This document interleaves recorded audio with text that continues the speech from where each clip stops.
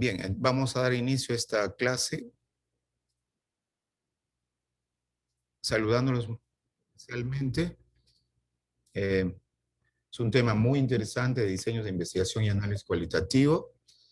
Es un tema que creo que a todos nos lleva a una gran reflexión y a cada uno de ustedes, señores docentes, quienes están presentes en esta aula invertida, y por mis parabienes y mejores saludos. Estamos aún admitiendo a varios. Los felicito porque hay un buen interés de parte de ustedes por escuchar este tema. Es un tema que creo que cambia nuestros paradigmas, es un tema que todos aspiramos a darle otra óptica, otra tonalidad, y creo que esto sí es interesante. Entonces, bajo este parámetro, vamos a dar inicio a este tema del diseño de investigación y análisis cualitativo. Quiero presentarme para todos ustedes, señores docentes. Mi nombre es Gerardo Ludeña González, soy abogado de profesión, magíster en Derecho Civil por la Pontificia Universidad Católica, doctor en Derecho y doctor en Gestión Pública y Gobernabilidad. Tengo a bien tener el título de RENACIT, Carlos Monge Medrano, nivel 4, y bueno, un gran honor para mí, me siento muy contento y feliz de poderles dictar esta cátedra y compartir con ustedes una retroalimentación y temas interesantes de diálogo. Bien, igualmente quería señalarles que básicamente en este tema de la creación y discernimiento de los métodos y diseño cualitativo es interesantísimo las fortalezas personales, ¿no? La colaboración, los recursos y los métodos. Es por ello que nosotros debemos cambiar de paradigmas. Es uno de los fines más importantes que tenemos en este momento, ¿no? Bien, bajo ese contexto, también igualmente es muy interesante tener presente que se dan fundamentos esenciales dentro de la investigación cualitativa. Y esa es, conforme aquí estamos señalando en los parámetros, básicamente tenemos como fuente el asunto clarísimo que nos conlleva a la noción de diseño de investigación cualitativa, los datos y las particularidades de esta investigación. Y por ello que yo quería también hacerles presentes que los paradigmas de diseño de investigación cualitativa son sui generis, es decir, lo contamos desde otro panorama, a diferencia de las investigaciones cuantitativas. En estas tenemos el diseño de estudio de caso, diseño etnográfico, investigación-acción, fenomenología, teoría fundamentada, y hay ya otras modernas conceptuaciones de metodología virtual, donde nace igualmente las revisiones sistemáticas, las revisiones bibliográficas y las demás revisiones, meta-revisiones cualitativas, que son interesantísimas, a diferencia, lógicamente, de la metaanálisis, que sí prácticamente es de naturaleza cuantitativa. Pero dentro del ámbito cualitativo tenemos esas bondades que nos presenta los diseños de investigación. Del mismo modo, veamos, los fundamentos.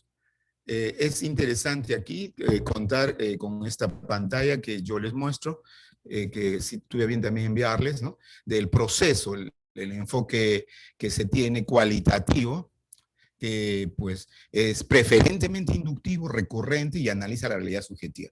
No solamente es inductivo, sino que es también de retroalimentación, abdictivo, es decir, busca la crítica. Y creo que eso también es un tema que es interesante señalarlo, ¿no? Y tiene una secuencia de ida y vuelta, de retroalimentación, de profundización de las ideas, de la amplitud, de la riqueza interpretativa, el contexto del fenómeno.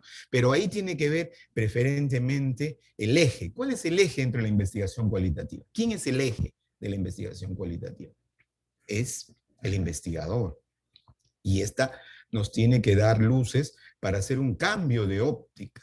Nosotros como docentes muchas veces tenemos a bien asesorar a muchos jóvenes estudiantes, pero estos asesorados presentan su problemática de investigación y el asesor dice, no, no me parece, este tema no va, este tema es repetitivo, este tema no es trascendente, Este tema no es muy difundido, no se tiene la bibliografía sobre esto y cambia el tema. Y entonces ahí surge la gran problemática. Quizás esa sea la respuesta adecuada para un tema propiamente de trabajo y diseño cuantitativo, pero no cualitativo. ¿Por qué? Porque en el ámbito cualitativo, el eje de la investigación, quien tiene que estar motivado con la investigación y quien tiene que dar luces para lo que se quiere investigar, viene a ser propiamente el investigador. El asesor, lo único que tiene que hacer es potenciar esas vicisitudes, esas cualidades que tiene el investigador y direccionarlo a través de múltiples modelos y diseños de investigación cualitativa.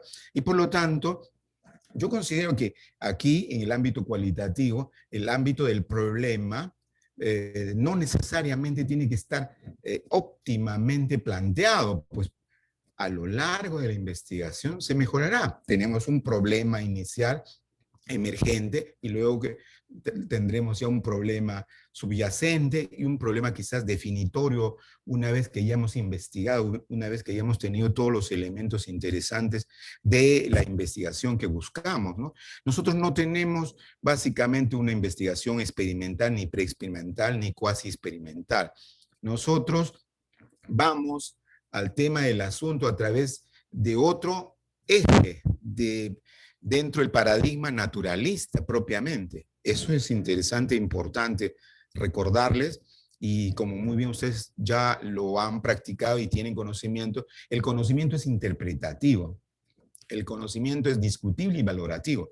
Y ahí tiene que ver bastante el tema de la hermenéutica, el tema de cómo yo conceptúo la problemática y cómo comienzo a hacer la investigación buscando realmente conseguir una interpretación adecuada. Y creo que eso también es importante dentro de la investigación cualitativa, esa interpretación.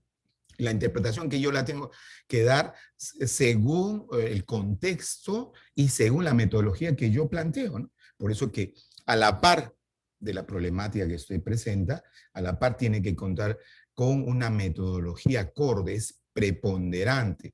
Es hermenéutica porque a través de la dialéctica, del discurso, del tema del interaccionalismo, se va a brindar, digamos, otras expectativas interesantes. Podría ser fenomenológica también. Sí, pues va a haber temas de narración, temas de grupos focales, temas de discusión, podrá ser etnográfica si vamos a ver análisis de grupos, de historias de vida, de investigación endógena, podría ser de investigación en acción, básicamente en asuntos de índole educativo. Entonces, ahí nos va a presentar otros criterios interesantes. ¿Cómo entender la investigación cualitativa? No existe una definición única. Ese es el detalle. El concepto hace referencia a una diversidad de formas de concebir la investigación. Igualmente, hay básicamente una teoría unificada no existe una teoría unificada sobre la investigación cualitativa y ni existe un procedimiento, herramientas únicas, sino están de acuerdo a lo que yo pretendo investigar. El eje viene a ser el investigador, el sujeto, propiamente la investigación, es aquella persona que está procediendo con la investigación. Y eso es interesante e importante. Y de esta manera, las diferentes aproximaciones de investigación cualitativa nos van a dar diferentes criterios importantes, definiciones basadas en particularidades ontológicas, fundamentalistas, separatistas, de oposición, de epistemología, de axiología, de metodología, de retórica de repente, y las definiciones basadas también respecto a si son integradoras, pragmáticas, y ahí van a ver los tipos de investigación que puedan ser básicas, aplicadas, de lo que se está pretendiendo dentro de la investigación, ¿no? ¿Qué es lo preponderante dentro de la investigación? A esta investigación, el dato cualitativo va a ser relevante en ese contexto social particular, ¿no? Que es el fenómeno que buscamos, y va a dar también lugar a que exista preponderantemente en la investigación un aspecto sobresaliente en cuanto a las historias de vida, conductas de la persona, el funcionamiento organizacional, el significado que nosotros queremos, la esencia dentro de lo que buscamos detrás de la apariencia, las fases, que no realmente no tiene un orden de prioridad sistemático, pues uno tiene que conjeturarlo en razón a la metodología y al diseño que está adoptando, y del mismo modo también exigiendo, digamos, estas nuevas ideas o importantes cuestionamientos que se tengan que plantear, ¿no?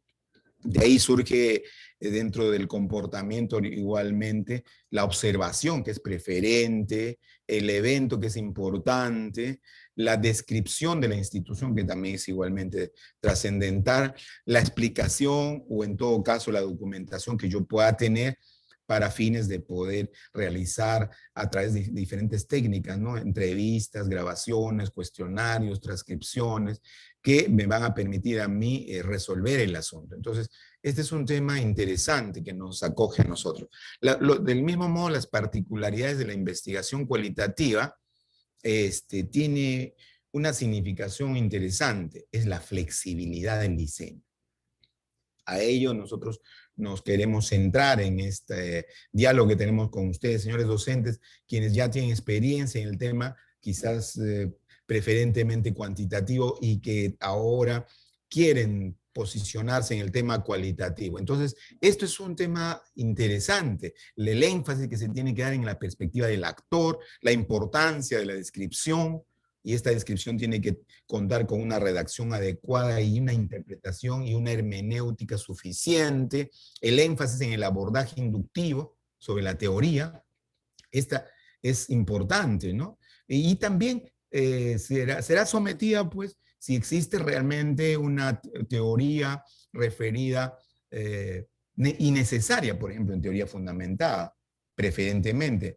A diferencia que si yo hago una moderna metodología virtual de revisión sistemática, básicamente el marco teórico estaría subsumido en la propia revisión y lo que sobresaldría dentro de la investigación sería la metodología, ¿no? Entonces, eso también es un tema interesante, la flexibilidad, la relación particular que se tiene entre la metodología y lo que yo pretendo como teoría, que me interesa a mí dentro del ámbito de este diseño cualitativo.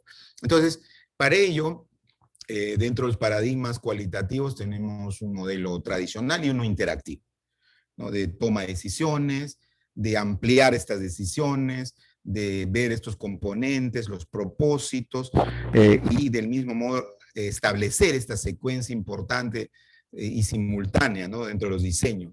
Tenemos igualmente una estrategia que tenemos que adoptar, y para eso, por ejemplo, hay varios métodos de cómo adoptar estrategias de acuerdo a los diseños, ya lo vamos a tratar más adelante, y del mismo modo, cómo podemos conceptuar una regulación sistemática acorde, una regulación bibliográfica suficiente, una relación entre la metodología y el área temática desde el punto de vista de la teoría. Si es que yo tengo un diseño de teoría fundamentada, buscando nuevas teorías, pues las que se tienen no son suficientes y esas me van a brindar a mí otros espacios importantes de diálogo. Entonces, en estos fines de los elementos de diseño de investigación, en este propósito, hay que conceptuar, ¿no?, algunos criterios importantes que están basados propiamente en el interés de la persona.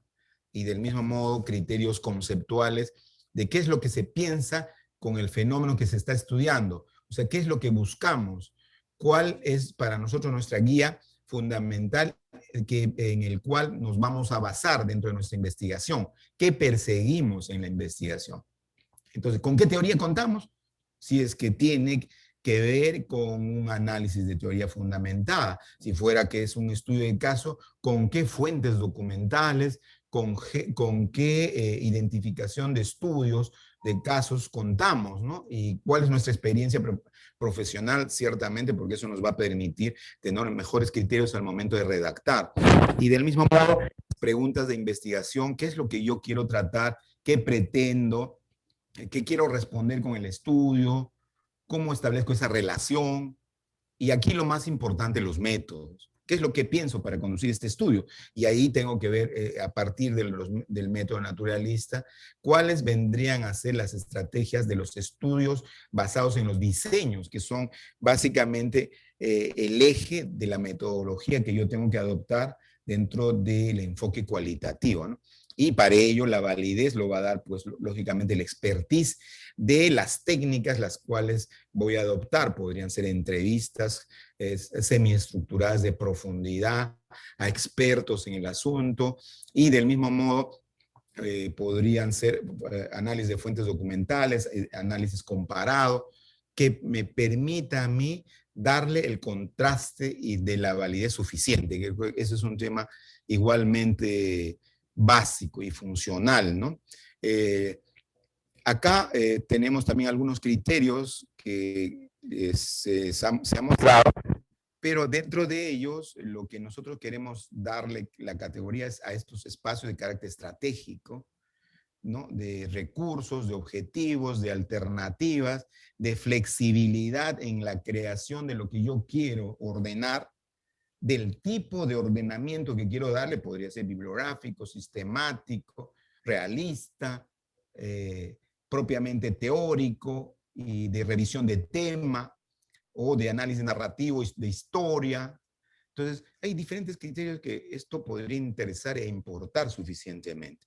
Entonces, todos estos escenarios, estos contextos, estas decisiones que se van a tomar, son decisiones prioritarias. ¿Partiendo de dónde? Como reitero, de la persona, del investigador, quien tiene que hacer un enfoque global de lo que quiero realizar como investigación. El enfoque cualitativo es muy flexible, es de ida y vuelta, es preferentemente inductivo y aditivo, y además podría utilizarse simultáneamente la deducción en algunos casos, pero que su eje preponderante es la inducción. Y entonces ahí podremos tomar estudios comparativos, históricos retrospectivos, etnográficos, investigación-acción, combinando con un método interpretativo, hermenéutico, y adoptando un estudio de caso, o adoptando tal vez una historia de vida, un método biográfico, o también una teoría fundamentada. Entonces, todo esto va a lograr una gran expectativa de análisis, buscando aquellos elementos importantes que constituyen unidades de análisis, a diferencia de las variables que comúnmente se conocen dentro del ámbito cuantitativo, ¿no? Esas unidades de análisis que nosotros debemos categorizarlo con bastante enfoque, discernimiento, ajuste. ¿Para qué? Para que tengamos el enfoque exacto de la investigación que queremos. Un enfoque que, a partir de las categorías y categorización, nos permite a nosotros estos criterios importantes, ¿no? Y de eso vamos a tener toda una experiencia interesante de fenomenológica, por ejemplo, de etnográfica, de teoría fundamentada, de investigación-acción, de biografía, y de estudio de caso, que nos va a nosotros a mostrar un eje interesante de trabajo. Y creo que va por ahí, ¿no? Y igualmente los estudios de caso pueden ser estudios de caso únicos, podrían ser ampliados, comparativos, y estos estudios de caso, al menos en cuanto a ciencias sociales, básicamente en derecho, son fundamentales, ¿no? Los estudios de caso que me van a permitir a mí establecer, a partir de ese análisis de estudio de caso, la proyección que tengo yo para poder encontrar la problemática, para poder metodológicamente, a través de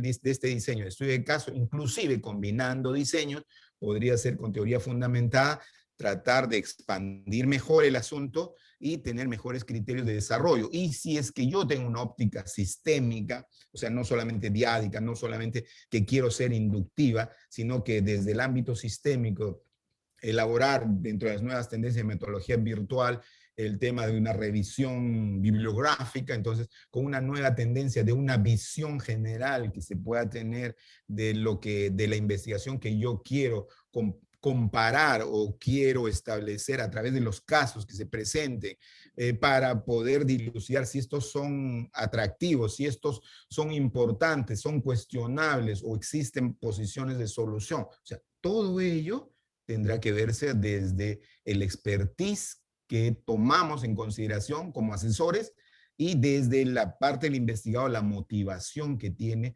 en cuanto también todo el dato cognitivo que tiene aquel investigador, que le permita pues esa motivación suficiente para tratar el asunto, ¿no? Y creo que también ese es un elemento importante. Y este tema de la decisión de los diseños de investigación igualmente, ¿no? ¿Por qué? Porque nos da un panorama de investigaciones cualitativa centrando la atención en grupos, en eventos, en procesos, en significados, ¿no? Aquí quizás también habría que hacer algunas precisiones, porque no siempre lo que yo quiera para grupos, por ejemplo, que podrían ser de un detalle de un diseño de investigación etnográfico o de eventos que podría ser evidentemente fenomenológicos o de estudios de caso o significados que quisiera darle bajo teoría fundamentada o procesos que quisiera darle bajo un análisis narrativo, histórico, tal vez de análisis hermenéutico. Es decir, no siempre tiene que ajustarse a lo mismo, porque yo podría tener un evento que podría ser un estudio de caso y a la par combinado con la significación que esta tiene como preponderante, ¿no? Entonces, a nosotros nos abre este nuevo horizonte y nosotros como docentes tenemos que cambiar nuestra manera de pensar frente a nuestro, en este caso, a quien lo asesoramos, ¿no? A nuestro asesorado. ¿Por qué? Porque no podríamos decirle, no va al tema, no me parece, esta hipótesis no es la correcta, cámbiame de hipótesis.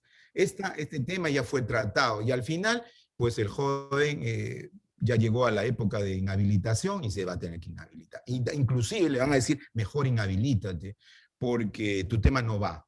Y entonces, doctor, ¿qué podría hacer? No sé, ¿quién es el que investiga? ¿Yo o usted?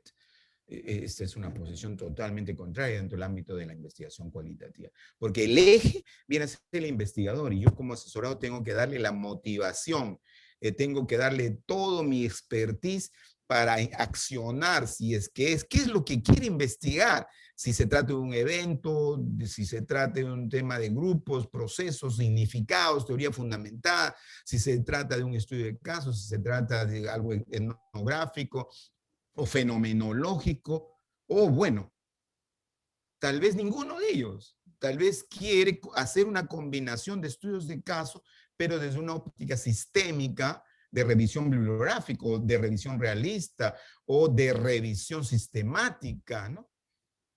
Carlos Ramos Núñez, por ejemplo, en el ámbito del derecho, dice que no se puede hacer investigaciones si no se tiene un carácter sistemático de apertura, y entonces calza muy bien las revisiones sistemáticas en derecho, que son pocas. Si usted revisa, por ejemplo, en derecho, en las revistas indizadas, en cuanto a Scopus y demás, no va a encontrar muchos textos de revisión sistemática de derecho. ¿Por qué? Porque lamentablemente nosotros como abogados, y yo hablo incluido, tenemos más, y tendemos más al tema de significación, al tema de teoría fundamentada, al tema de discusión si se aplica o no, y no damos una abertura o cobertura mayor que nos permita a nosotros tener una idea sistémica que pueda darnos un mejor contexto. Más bien nos vamos solo al ámbito inductivo de estudio de caso y desde ahí queremos hacer el cuestionamiento, la problemática, la aplicación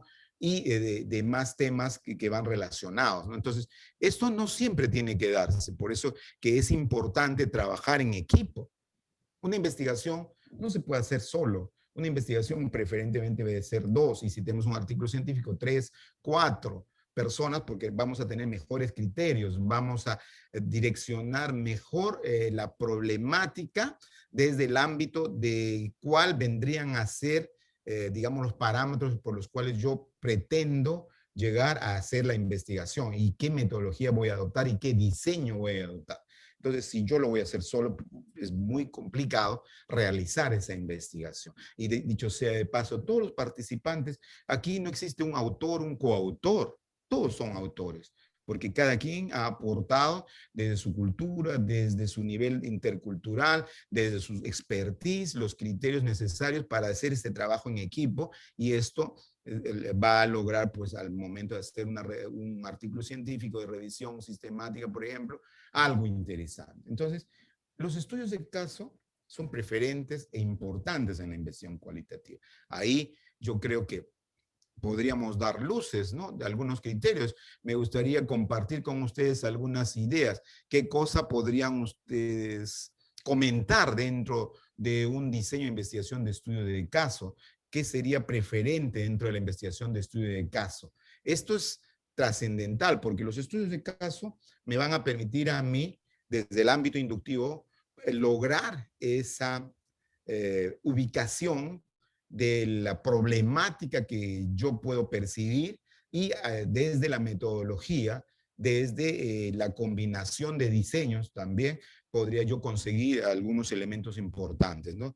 Entonces, ahí este es uno de los temas, por ejemplo, como tenemos nosotros el aula invertida, que nosotros le pusimos en el ejercicio. Y dicho sea de paso, aquí quería aclarar porque alguno de ustedes me preguntaba del primer ejercicio que se incorporó, pero esa la hemos rectificado y tienen ustedes un ejercicio mucho más acorde, ¿no? Entonces, ese ejercicio que yo les he enviado en el WhatsApp de grupo.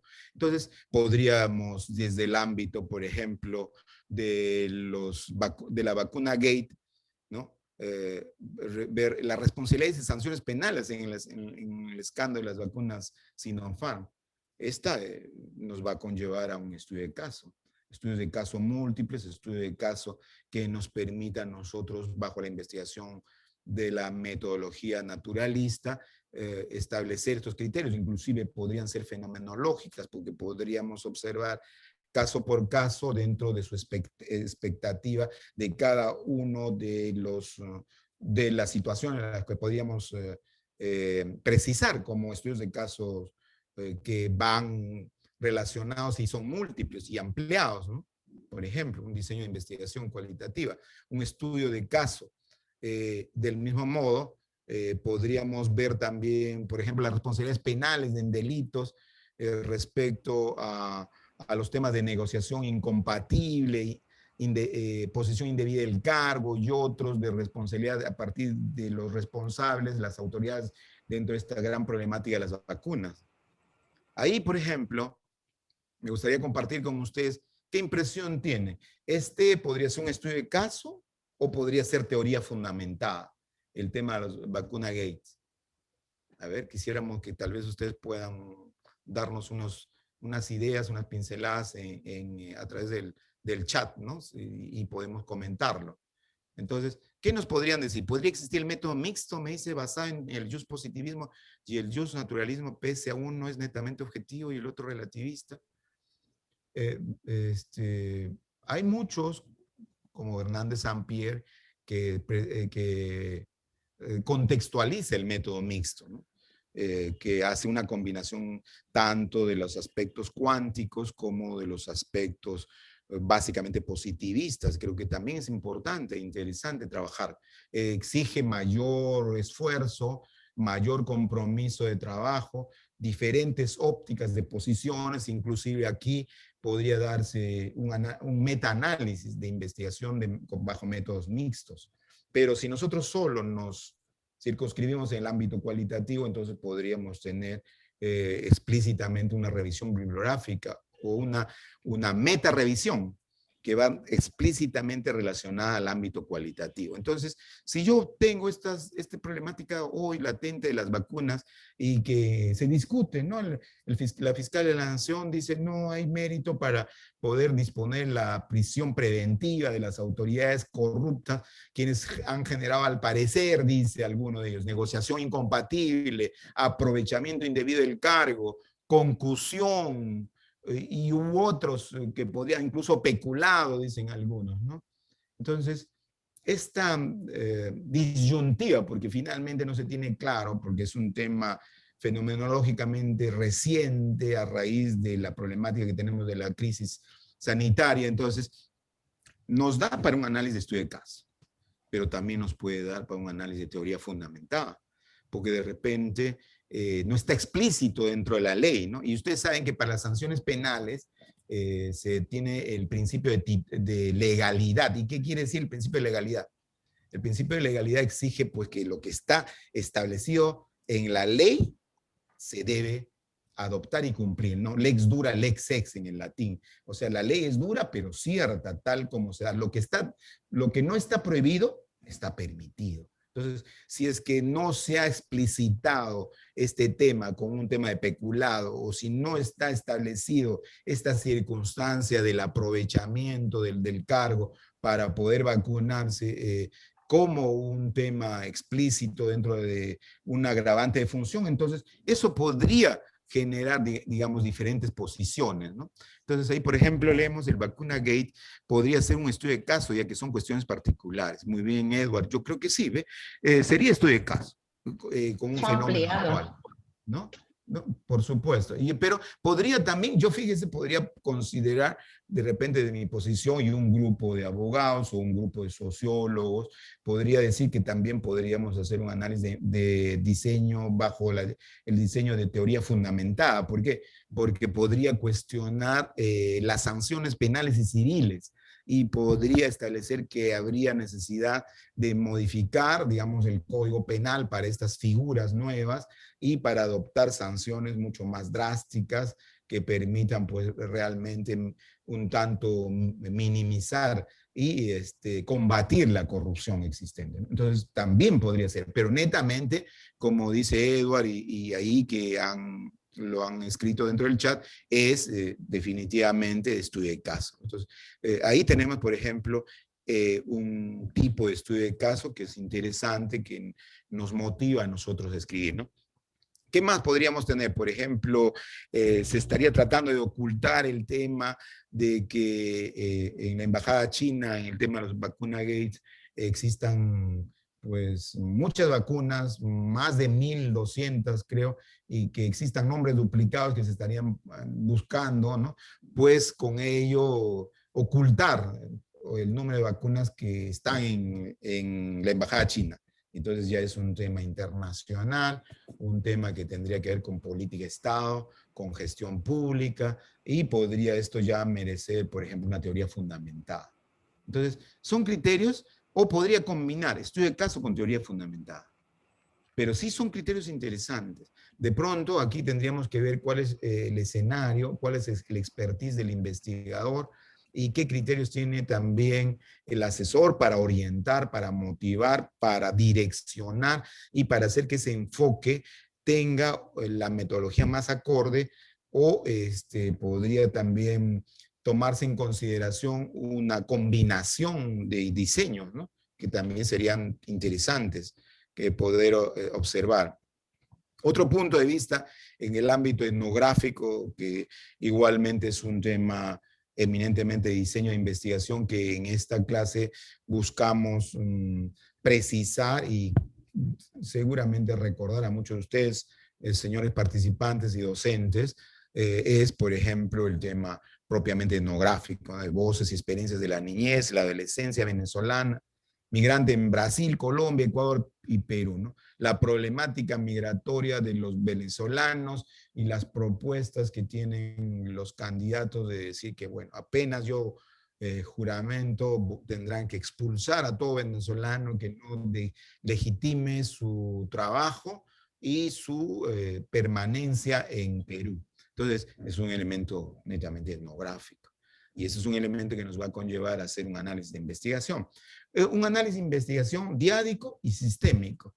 Diádico desde el punto de vista que yo puedo hacer inductivamente estudios de caso de posiciones, de centros de trabajo tal vez, o de lugares de permanencia de los venezolanos, o también podría ser sistémicamente una mirada bajo revisión bibliográfica de cuál es la tendencia, ¿no? de la problemática existente migrante de los venezolanos en Brasil, Colombia, Ecuador y Perú.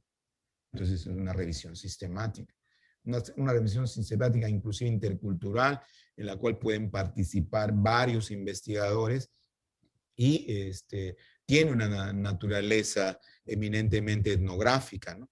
Entonces, para nosotros esto nos conlleva a darnos cuenta de que la investigación es mucho más flexible, La investigación no se parametra en que yo tenga que haber identificado correctamente la problemática al 100%, porque puedo tener una problemática emergente, y luego con mi estrategia, con mi metodología, con el diseño del enfoque cualitativo que yo tengo, puedo mejorar el planteamiento de mi problemática. Finalmente puedo tener ya el problema bien redactado al final de mi investigación.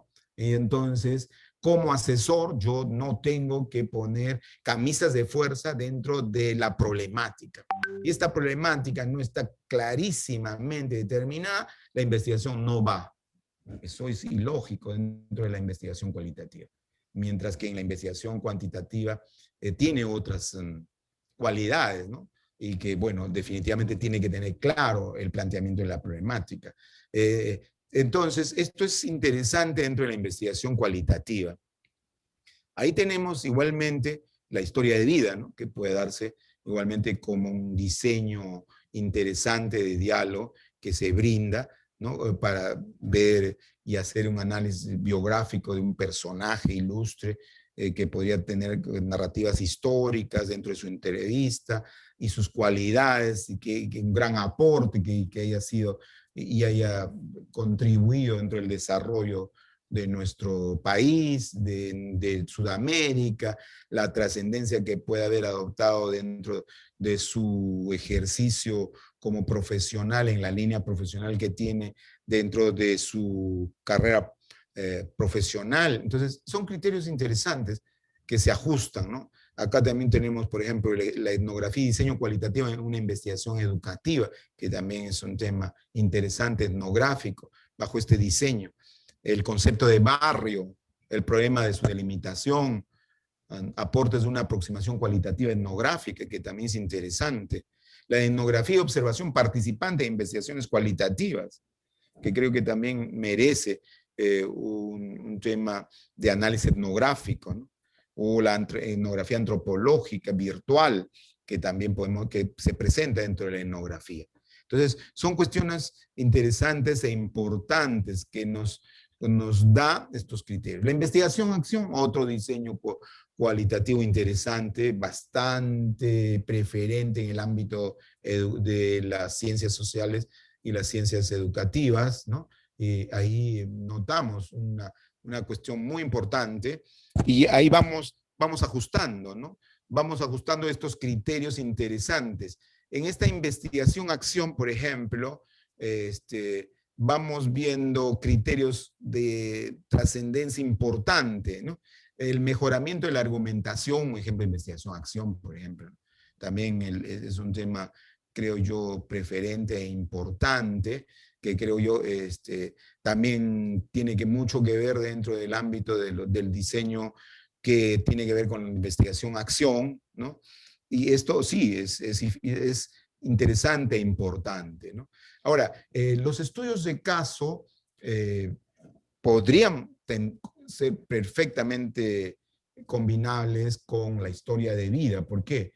Hay una pregunta que nos hace acá, por cuanto que podrían partir desde el análisis de su ejercicio profesional y un estudio de caso relevante que se pueda tomar en consideración para efectuar la historia de vida, que sí tiene que ver básicamente con un análisis de diseños combinables, ¿no? O sea, también pues el estudio de caso podría ser múltiple cuando ya se da estudios de caso que me sirven a elementos de diseños que van relacionados con el ámbito narrativo, de repente varios estudios de caso.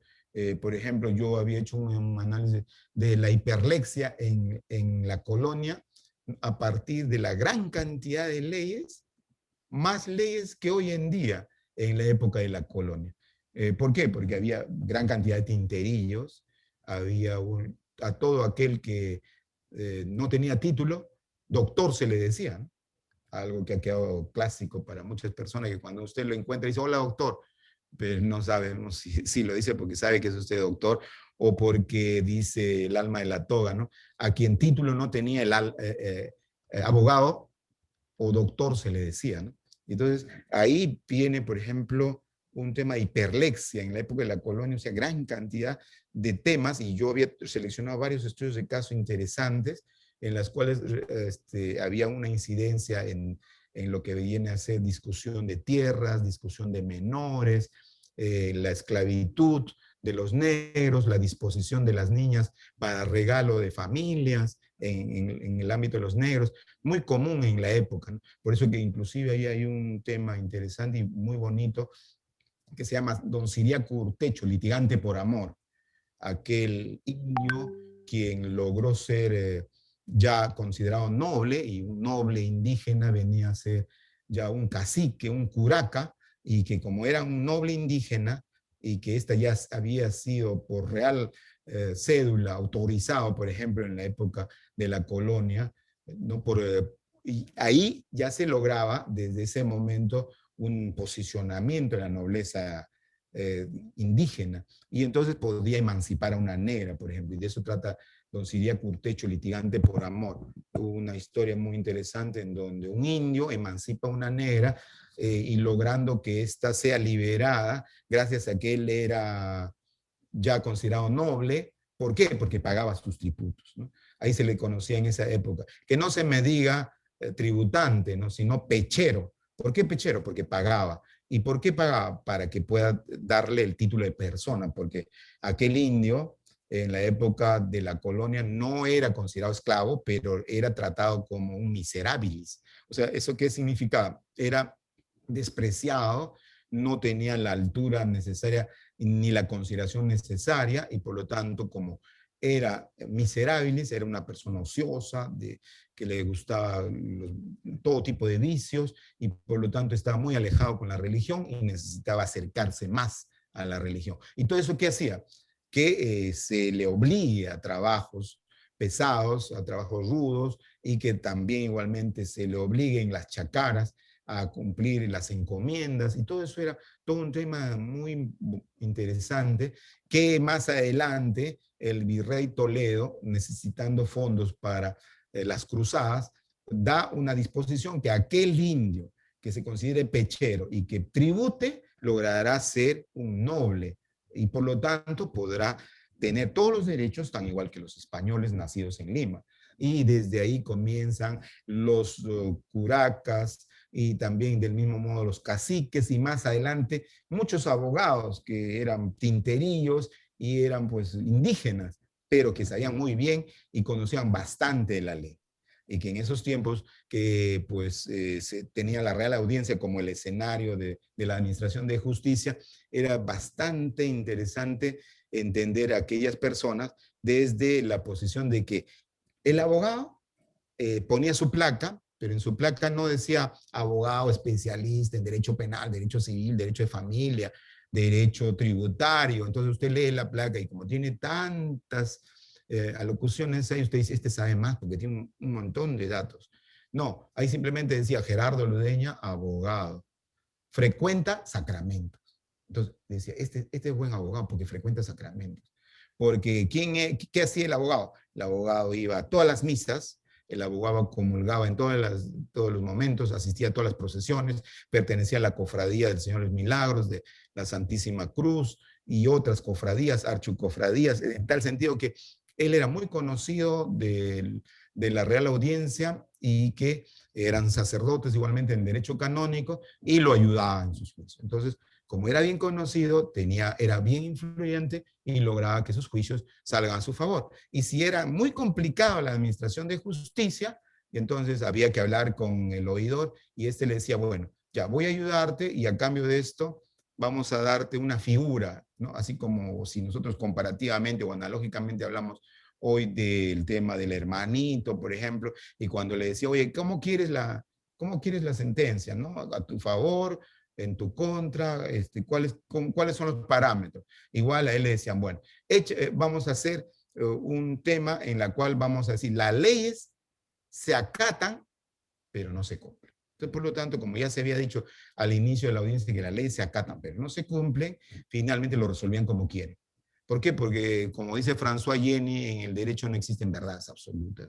Y entonces se utilizaba todo este lenguaje interesante para poder observar toda una narrativa cualitativa importante del escenario que recorrían pues los indígenas nobles en la época de la colonia y la hiperlexia de juicios. Es tanto así que había en Lima más abogados que en Madrid, por ejemplo, en la época de la colonia, y nosotros tuvimos el primer código procesal civil del mundo declarado en Lima y que se encuentra en el Museo de la Nación. Entonces, que fue dado en 1604 y que sirvió como un bestseller del ámbito procesal, 250 años en los cuales este tema tuvo gran relevancia. Entonces, por lo tanto, esto es interesante, hacer un análisis procesal, porque ahí está cómo se notifica, cómo se demanda, cómo se contraviene a la demanda, una contrademanda, cómo se reconviene, cómo se impugna,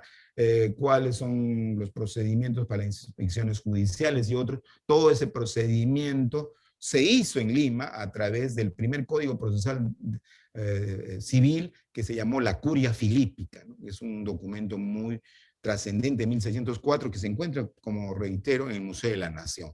Entonces, estos temas interesantes de investigación, acción, de argumentación, también tiene bastante trascendencia en el ámbito educativo, que creo ustedes mejor que nadie, muchos de ustedes que son tan presentes en este evento y que son licenciados en educación, tendrán muchos ejemplos y además mucha motivación para hacer investigación, acción, ¿no? Y utilizar este diseño interesante que pueda permitir, pues lógicamente, un mejor expertise, ¿no?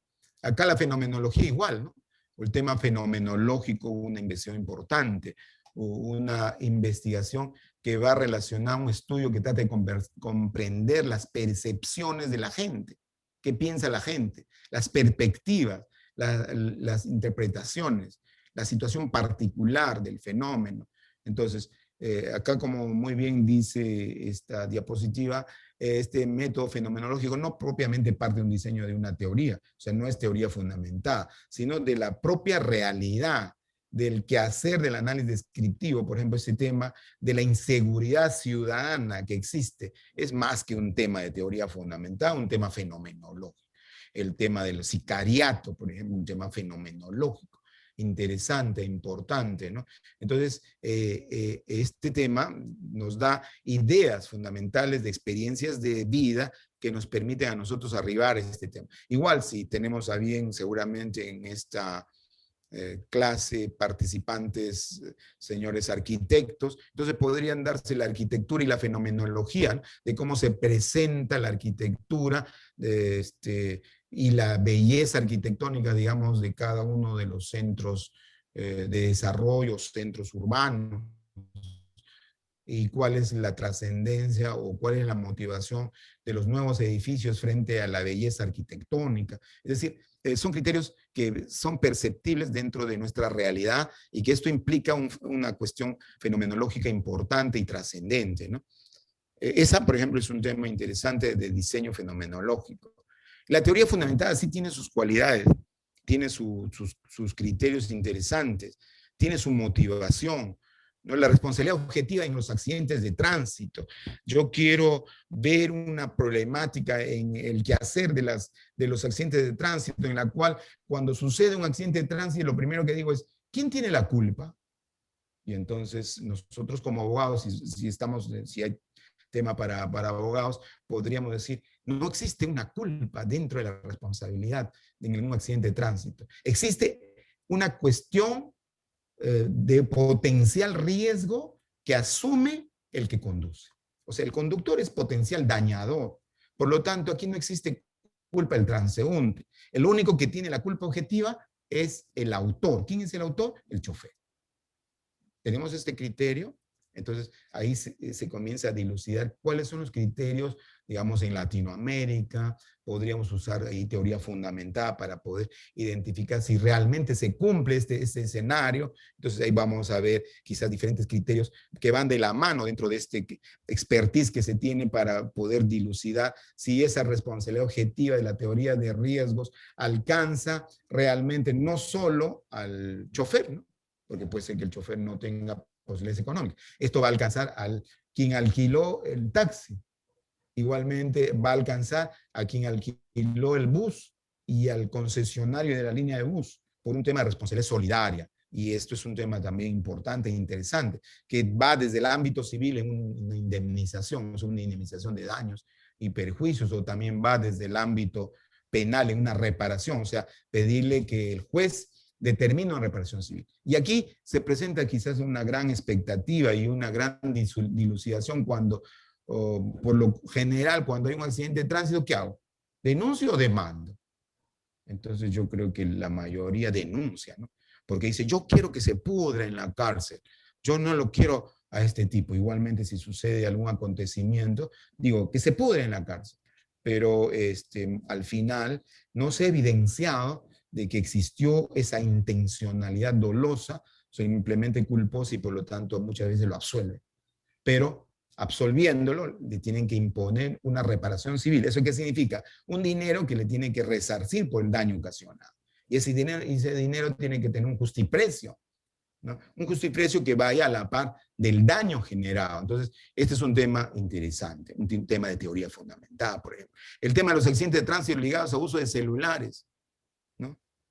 Por lo general, el que conduce está así como la señorita, bueno, pues excepcionalmente ahora, pero la mayoría creo que son caballeros, porque las señoritas son más cuidadosas, viendo su celular, no manejando, viendo su celular. Y si le mandaron alguna foto, algo, algo sui generis en su WhatsApp, entonces se va a fijar y podría causar un accidente de tránsito. Y esto ha incrementado notablemente, ¿eh? Hay un 93.2% de incremento, inclusive más, y un tercio de quienes manejan utilizan este dispositivo. Y entonces ya necesitan una ley, así como se hizo ley el hecho de manejar en estado de ebriedad. Aquel que conduce en estado de ebriedad ya comete un delito y tiene que ser detenido, puesto a disposición y tendrá que someterse tal vez a un tema de cuestionamiento para una resolución antelada de juicio para que pueda lograr pues liberarse y pagando una reparación civil. Así igual debe también tener una óptica de los accidentes de tránsito generados y aquel conductor que esté con un celular sea un delito. ¿Tenemos esa ley? No. Entonces, como no la tenemos, hay que presentarla. Y esa es una teoría fundamentada, por ejemplo. ¿Por qué? Porque estamos queriendo una nueva incorporación de una nueva teoría a raíz de la teoría del riesgo, porque tenemos incidencia notable de accidentes de tránsito desde el ámbito de los accidentes. Y por lo tanto, es exigible ya modificar la situación teórica de los, en este caso del código penal, y para que tenga ya un tema sancionatorio penal, represivo, para que esa persona pueda cumplir con ello. Entonces, ahí podemos observar que esta es una teoría fundamentada. En estos casos de teoría fundamentada, y creo yo, ustedes con un mejor criterio y desde cada uno de su expertise que tiene, que pueda fundamentar, vamos a encontrar ahí el tema de trabajo interesante desde la óptica del diseño y la teoría fundamentada. ¿Y a dónde voy con esta idea? A que cuando nosotros somos los quienes asesoramos a los jóvenes, ahí podemos observar que cuando se redacta un marco teórico bajo la metodología del diseño de teoría fundamentada, ¿cómo debe estar redactada las citas? Pregunto. ¿Citas parafraseadas o citas textuales? ¿Qué consideraría usted? Porque ese es un detalle interesante.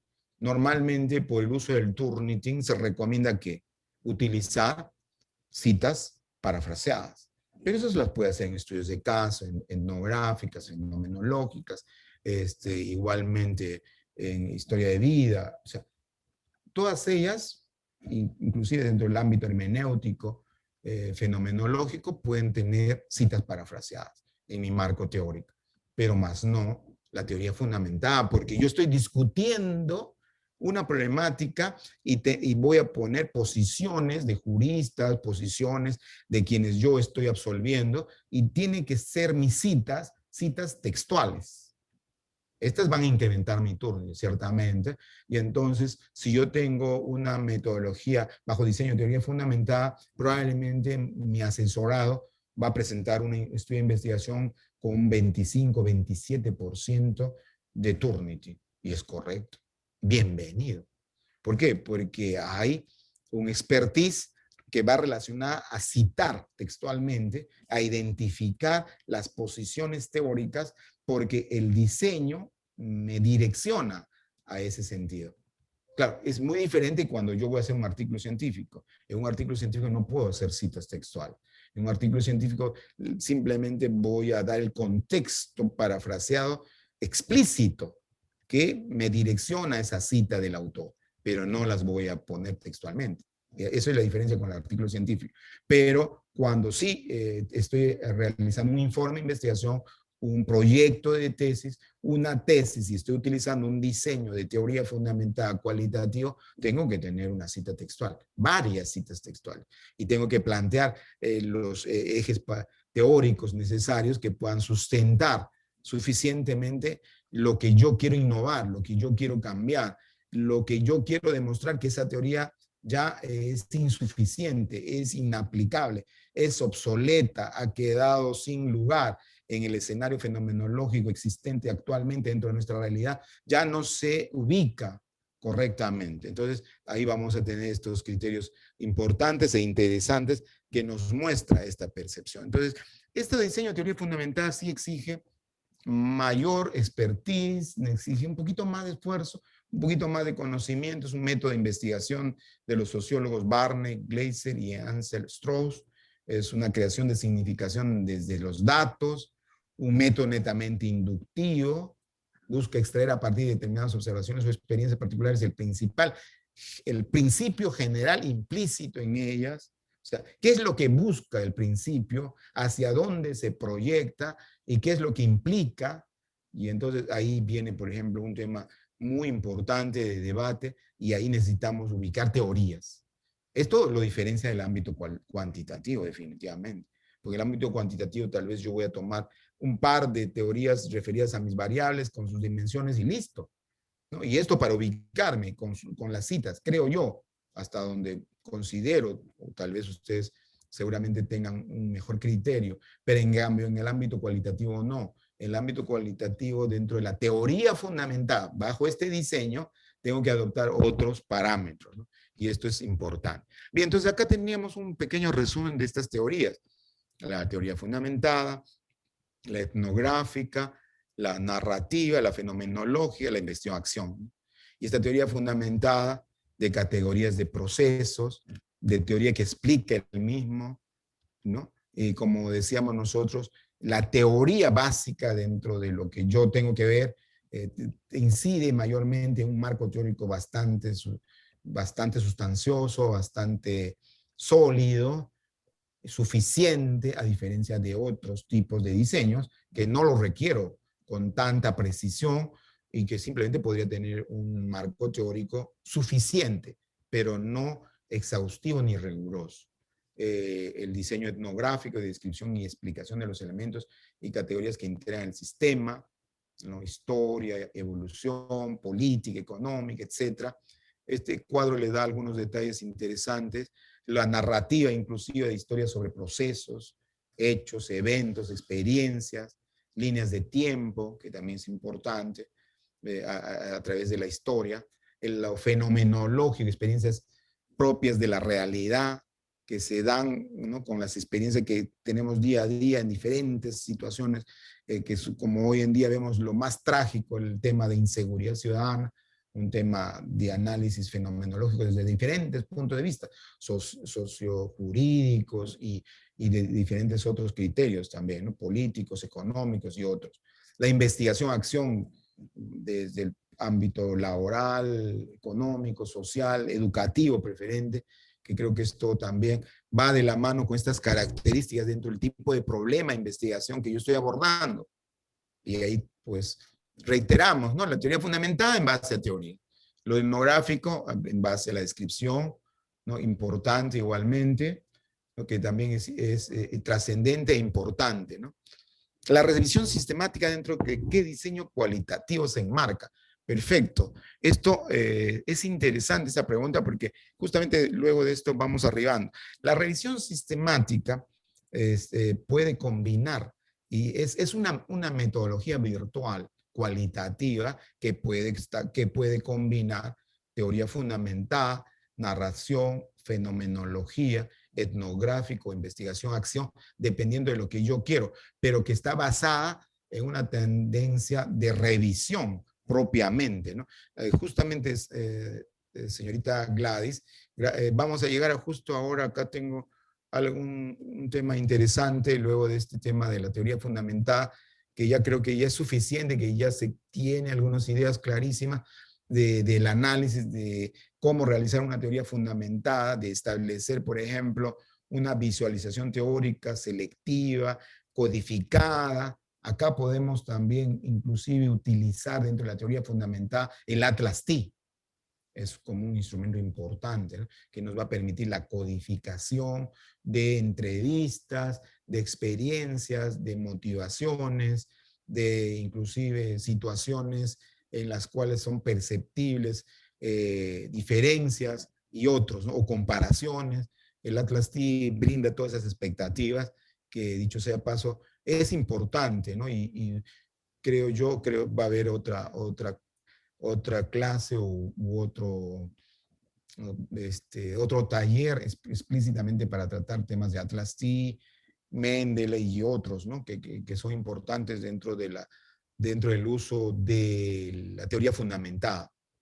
Entonces, acá, de estos métodos de investigación cualitativa nos lleva a tener en consideración algunos aspectos, ¿no? Por ejemplo, señalar, ¿no? En la presente investigación se gestó sobre el enfoque cualitativo, con el objeto de categorizar, estimar la referencia de las entrevistas categóricas, abiertas, semiestructuradas y de profundidad a través de los instrumentos como el Atlas T. Del mismo modo fue de inducción y abducción analítica. ¿Qué viene a ser la abducción? Porque la inducción sí la conocemos. La inducción que partimos nosotros del elemento básico, ubicable, perceptible, que es eminentemente el tema problema. Y la abducción viene a ser la cuestión crítica que conlleva a esa inducción, que es necesaria para poder absolver la problemática que se presenta. Entonces, un tema de abducción necesariamente se da en una teoría fundamentada, por ejemplo, y también en otro escenario de fenomenológico que se puede determinar.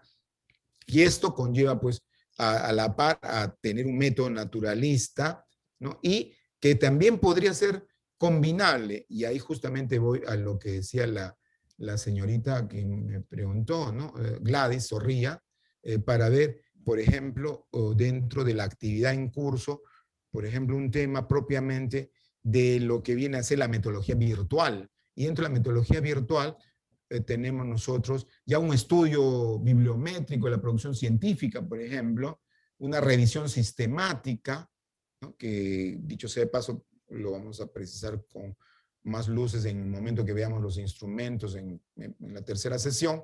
Y estos estudios bibliométricos, por ejemplo, no necesariamente pueden darse inclusive con gran cantidad de revistas o fuentes o artículos de prestigiosas revistas indexadas, ¿no? Sino quizás, como en este caso, solo exclusivamente la Web of Science, ¿no? Y entonces, pero sí tomar en consideración criterios importantes de palabras claves, como estamos refiriendo, de introducción, en resumen, que establezca, digamos, la problemática, y dice la formación profesional, al igual que los métodos de enseñanza activos, está adquiriendo mayor interés entre la población, dado su potencial para ofrecer otras salidas formativas y profesionales a los estudiantes, ¿no? Sobre un estudio bibliométrico. Y entonces, esta es una nueva expectativa que se presenta. El objetivo de la presente investigación es identificar la producción científica en todos los tiempos sobre la formación profesional, ¿no? Entonces, también tenemos ahí como una metodología virtual, el Bear Learning en la base del Web of Science, también el nivel metodológico de desarrollo de estudio bibliométrico y etcétera. Entonces, estos criterios tienen un tema de contexto, un estado del arte, quizás marco teórico si conlleva a un tema de teoría fundamentada, una metodología que vamos a observar cuál es su diseño, ¿no? O sea, la revisión bibliográfica es sistémica como metodología virtual, pero el diseño podría ser cualquiera de los diseños cualitativos que estamos mencionando, fenomenológico, etnográfico, narrativo, de estudio de caso, de teoría fundamentada, cualquiera de ellos, ¿no? Y estos criterios de inclusión inclusive y de exclusión van a tener presencia dentro de la revisión porque vamos a ver qué textos, qué revistas, qué artículos han sido incluidos en el estudio y han sido también excluidos del mismo, ¿no? Entonces, este es un tema interesante que nos sacó. Ahí teníamos a Freddy que nos quería comentar. Freddy, Sí. tienes el uso de la palabra. Doctor, era para, ya que habló la parte de la lógica abductiva, para que nos Ya. ponga un ejemplo en la parte del análisis inductivo, deductivo y la parte abductiva. ¿Podría ponernos Ajá. un ejemplo de eso, doctor, por favor? Porque esto del Ya, abductivo es algo nuevo que claro. me llama la atención. Ya, mira, normalmente en el ámbito, en el contexto del diseño cualitativo y dentro de los diseños que nosotros estamos presentando, todos tienen su naturaleza y categoría inductiva, no deductiva, porque propiamente la naturaleza deductiva, es decir, que viene de lo general hacia lo específico, es facultad, propiedad, utilidad mucho más sui generis, mucho más apropiada en el ámbito cuantitativo. Pero no se obvia. Por eso justamente Freddy decía, ¿por qué usar inductivo, deductivo y abductivo? Porque el inductivo es el eje. Yo tomo un estudio de caso, yo tomo un asunto que me genera una problemática. Por ejemplo, la falta de atención o el problema de atención de los hospitales a raíz del COVID, ¿no? Entonces, yo tengo una problemática y la cual es inductiva, o sea, la que yo estoy adoptándola como tema eje de mi estudio de investigación, ¿no? Y ese me va a dar y circunscribir mi problemática. Y entonces mi diseño sea fenomenológico por las experiencias que pueda tener de cuál es la percepción de atención de los hospitales frente al COVID o cuál es la percepción de los asistentes o expertos asistenciales sanitarios en los hospitales que están directamente relacionados a la atención del COVID. Y entonces ahí tenemos un escenario inductivo que podría ser o fenomenológico o de estudio de caso, dependiendo, ¿no? Si se estudia el caso porque encontramos un gran problema en algunos de los hospitales, ¿no? Tal vez podría ser el Hospital Negreiros, por ejemplo, y la problemática frente al COVID que se pueda presentar, o un estudio en especial. O también podría ser fenomenológico para hacer un análisis de la realidad. Pero eso va desde el criterio inductivo. Otra cosa es deductivamente, pues yo voy a tener un escenario como nos ofrece el panorama en general de los hospitales. Yo puedo ir de ida y vuelta a adoptar la parte deductiva, pero desde el eje que es inductivo. ¿Y cuándo es abductivo? ¿Cuándo es abductivo? Cuando yo a esa tengo que establecer crítica, tengo que no simplemente hacer el análisis del estudio de caso tan igual como lo puedo conceptuar, sino tengo que generar todo un espacio de valoración crítica del asunto, de la validez de ese estudio, la problemática que genera esa situación, los valores que están íncitos dentro de ese estudio de caso, digamos, la falta de atención que ha generado el fallecimiento de muchos ciudadanos por falta de atención o falta de administración de oxígeno, la falta de oxígeno en los hospitales, cuestiones críticas que han incidido dentro de esa problemática, entonces ya se torna abductivo. O sea, le damos mayor valor agregado crítico propiamente a ese estudio netamente que estoy identificando. Y puede ser deductivo porque como es flexible la investigación, yo puedo tomar criterios generales de impresión de cuáles son, digamos, el desarrollo en varios hospitales respecto a la atención preferente o de los ciudadanos en cuanto al COVID y qué responsabilidades tienen el personal sanitario frente a la atención eficiente o comprometida dentro de la atención en la pandemia. Entonces, esta tendría que combinarse, ¿no? Por eso que es interesante utilizar todas estas figuras. Yo les he enviado en una de las lecturas el tema cómo trabaja la abductiva. Entonces, ahí podría ser que podríamos checarlo más adelante con mayor precisión. ¿Ya?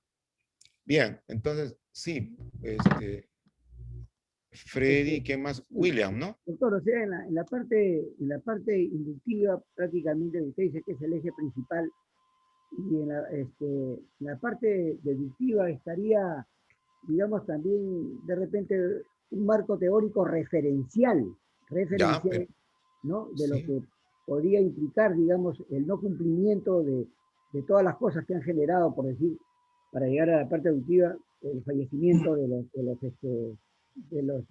los pacientes, ¿no? De los Ya. pacientes que se en los hospitales. Eso sería más o Claro, menos la otra interpretación. la reglamentación que no se ha tomado en cuenta, por ejemplo, ¿no? Todo eso vendría a ser la deductiva. ¿Y cuál sería la abductiva para tu criterio?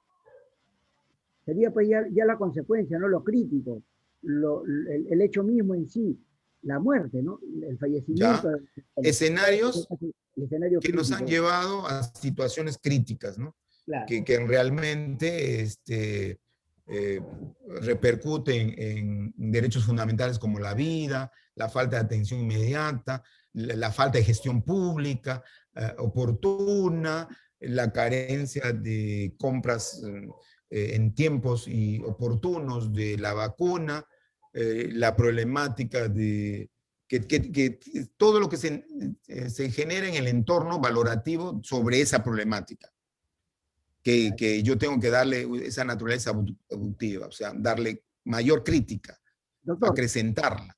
Y si doctor, tomamos esos tres ejes, claro. resulta mucho más interesante mi investigación, ¿no? Doctor, en la tarea que usted ha dejado, mi compañero y yo, que estamos formando un grupo de dos, de hecho, sé de Ya, paso, le envía a su WhatsApp el nombre de los dos, doctor, disculpe, me tomé el atrevimiento porque no sabía cómo armar el grupo.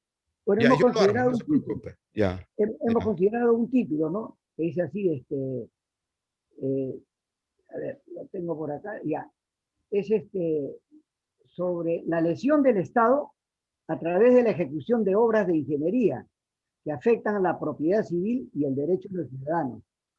Eso podría tener una interpretación lógica abductiva. claro, esa es No es una abductiva, lesión, ya porque, hay un hecho. Se porque está tienes un produciendo valor una que es lesión. agregado, que es el daño, la lesión que genera el Estado.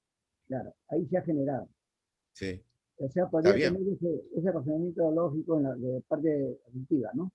Claro, Ya. por eso que justamente ahí en el tema que hemos puesto nosotros en el ejercicio, es que ustedes puedan en grupo, porque la idea es trabajar en grupo, primero, conocerse, dar la motivación suficiente en el grupo, utilizar la expertise que tiene cada uno de ustedes, con la vasta experiencia que tienen desde su ámbito, desde su profesión, y si son ad similis, mejor, y si no, igualmente, ¿no? La interculturalidad muy importante dentro del ejercicio, que va a combinar y va a darle una esencia. Entonces, un grupo de tres que en el ejercicio dice, creo que ahí, después lo mostramos, en el ejercicio le dice, plantee uno de los cinco, me parece que plantee dos, ¿no? O sea, usted quiere hacer de teoría fundamental, quiere hacer etnográfica, quiere hacer narrativa, estudio de caso. ¿Cuál de ellos quiere? Puede plantear, por ejemplo, en este caso, Freddy, ¿cuál sería tu diseño? Sería un estudio de caso, Un porque estudio de caso. ya ha ocurrido ya. Es Ya, algo que ya perfecto, ocurrió. Y perfecto. se va a explicar eso. Bien. José Williams tiene el uso de la palabra. ¿Qué nos puede comentar? ¿Cómo está? Buenas noches. Buenas Bueno, noches, gusto saludarlo. entremos en un tema bastante complejo, ¿no? Que era el tema de la deducción y la inducción. Ya. Normalmente queda claro que en la investigación cualitativa lo preponderante, no lo exclusivo, es básicamente la inducción. Es que el tema de la... Sí, esto Y, yo... Sí, continúa, José. Sí, y ahí quería hacer una referencia, ¿no? Que como compañero que estaba anteriormente, no sé si podría de repente aportar en algo. Ya, Normalmente en el tema de deducción, en estricto está relacionado o está utilizado para el tema de la lógica y la matemática, que tiene como cualidad de mostrar, ¿no? Si las hipótesis o los planteamientos teóricos son exactamente, se pueden exactamente resolver o se pueden demostrar en la práctica. En el tema ya, inductivo, tenemos un camino contrario, partimos de una cuestión específica, de un hecho. En el caso de las ciencias sociales, eh, tenemos que ver de fenómenos sociales inéditos, no de situaciones de otro tipo.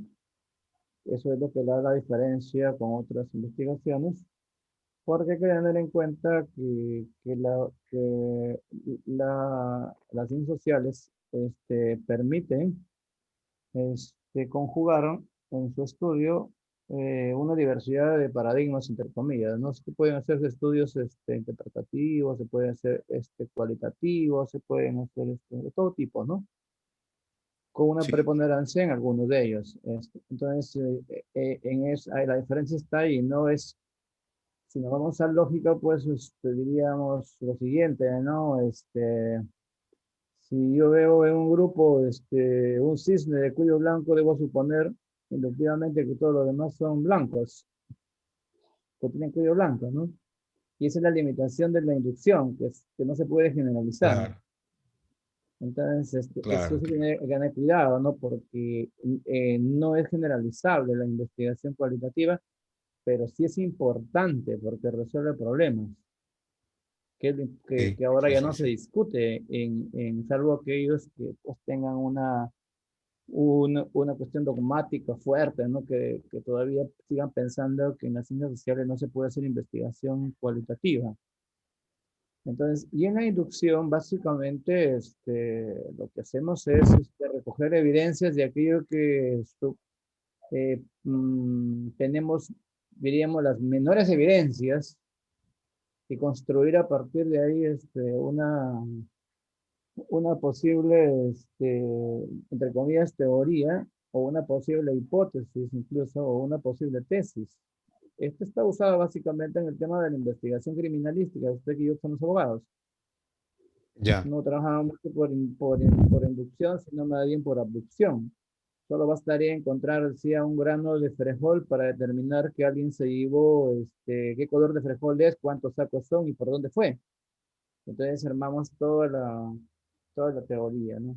Entonces, ahí quería yo centrarme, ¿no? Entonces, primero es que normalmente la deducción es para ciencias formales, mayormente, no exclusivamente.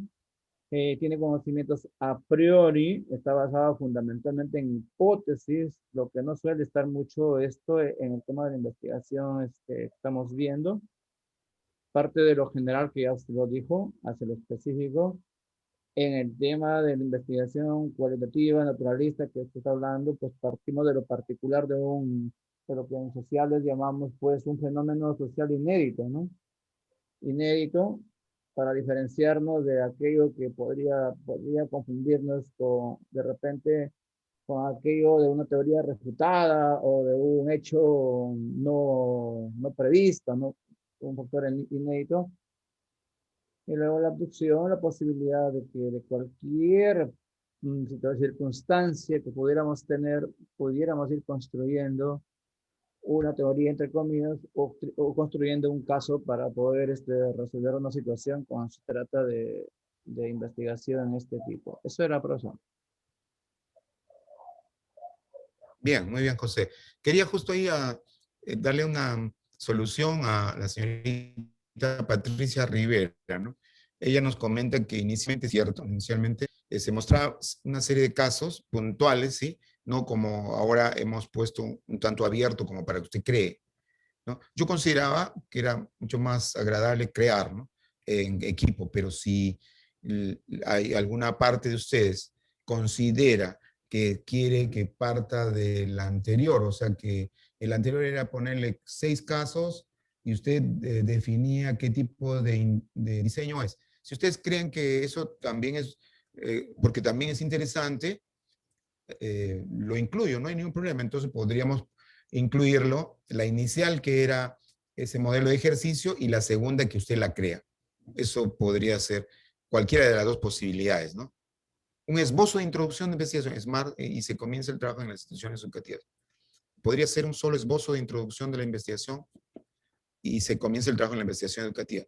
Ah, bueno, porque ahí habíamos puesto que se pueda definir dos, ¿no?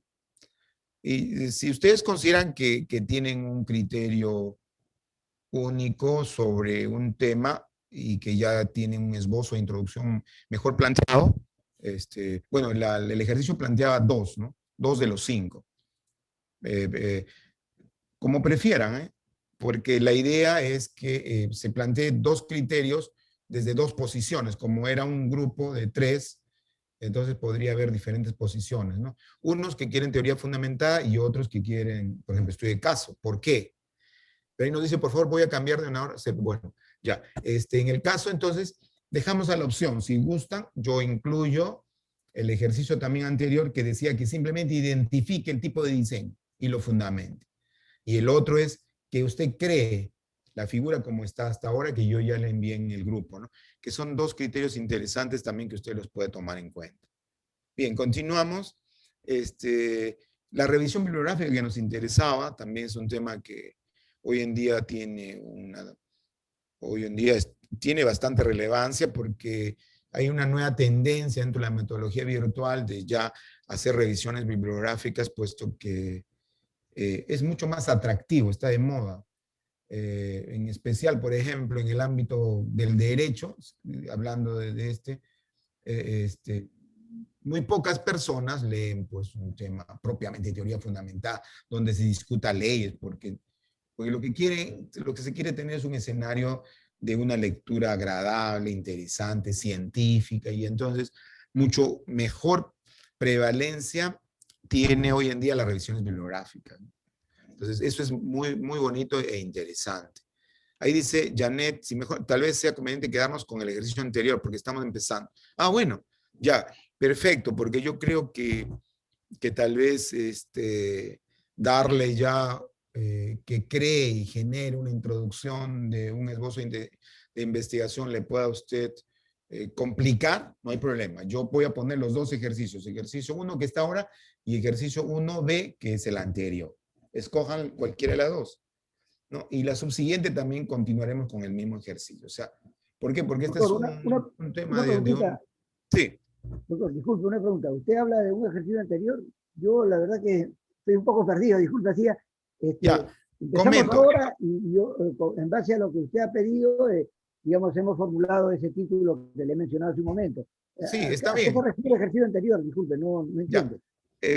Los que tienen ahora y los que recién han abierto, tienen un ejercicio que está ahí, que es el que está, Freddy también ya lo identificó y ya está trabajando.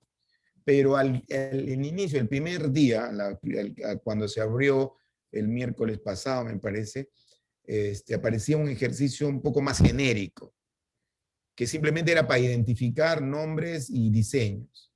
Bueno, yo lo consideré muy genérico, ¿no? Pero como ya en principio también algunos tomaron en consideración, pueden trabajar esa, que también es una opcional, un ejercicio, ¿ya? Entonces, yo creo que Freddy continúa con tu visión que ya tienes, porque el último ejercicio lo que te está planteando es en tu expertise, trata de armar una introducción. Y yo Ya, o creo sea, que con eso ya mato los 2. sí, perfecto. El Ya. otro es una opcional que si alguno lo ha tomado en consideración porque se planteó el primer día, la primera hora, y luego ese mismo día, pero ya en la tarde se corrigió.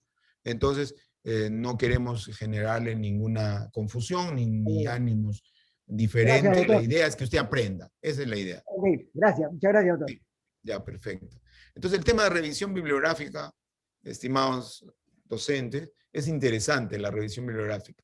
Podría ser histórica, con diseño narrativo, de enfoque, pero lógicamente de enfoque cualitativo, ¿no? Que es lo que nos interesa, ¿no?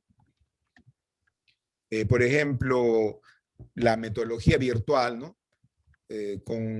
con el tema de la representatividad de las fuentes primarias y una revisión bibliográfica resulta interesante, en especial de temas históricos, ¿no? Por ejemplo, la noción jurídica de persona atribuida al indio en la colonia, por ejemplo, ¿no? que usa una revisión bibliográfica. Acá también, por ejemplo, hay un estudio de la omnímoda, que viene a ser un documento bastante antiguo encontrado en Madrid, que habla sobre una forma de diseño de gestión política, ¿no? Que buscaba pues, presentar una nueva óptica a Carlos V, por ejemplo. Entonces esa tiene propiamente una revisión bibliográfica, que aquí yo les puse en el YouTube, que sería interesante, por ejemplo, que ustedes lo puedan ver, que habla sobre una expectativa de cómo se planteaba nuevas situaciones de gestión política en Madrid, ¿no? Al igual que nosotros tuvimos con el tema de la nueva crónica y buen gobierno, ¿no? De Felipe Guamán Poma de Ayala. No olvidemos que Felipe Guamán Poma de Ayala fue un indio, ¿no? Quien logró educarse, letrado, y que luego escribió la nueva crónica y buen gobierno, y que presentó a la corona, pero que lamentablemente nunca fue escuchado, ¿no? Entonces, eso es importante. Ahí se podría colocar el link en el chat. Ah, perfecto, ya. Aunque esta la tiene la tiene en, le envío en el WhatsApp de grupo. ¿Tienen el WhatsApp de grupo ustedes? Ahí lo tienen este link, ¿no? Ya, doctor, gracias. Sí, perfecto. Entonces, es muy interesante esta de la omnímoda, que habla sobre el posicionamiento importante en la época, ¿no? Bien, ahí vamos a ver. Ya continuamos.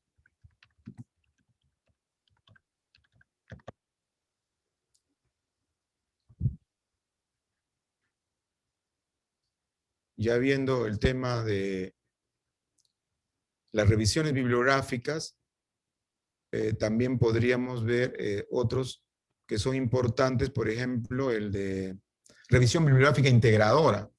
¿De qué trata esa? La revisión bibliográfica integradora. Porque esta primera que digo sobre las narraciones son revisiones bibliográficas históricas narrativas.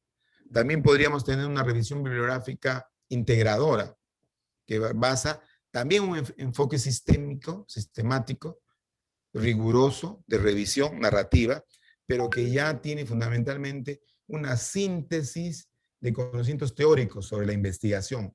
O sea, no simplemente es narrar, capitular situaciones de eventos, ¿no? No simplemente es eso, como la anterior revisión, sino cuando es una revisión bibliográfica integradora ya tenemos que observar investigaciones que han visto el asunto desde el ámbito narrativo.